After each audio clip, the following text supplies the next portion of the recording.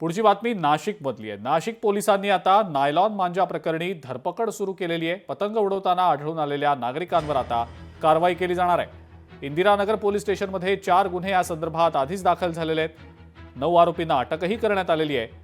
वरिष्ठ पोलीस निरीक्षक रामदास शेळके यांच्या पथकाकडून आता ही कारवाई सुरू आहे। नाशिकच्या इंदिरानगर परिसरामध्ये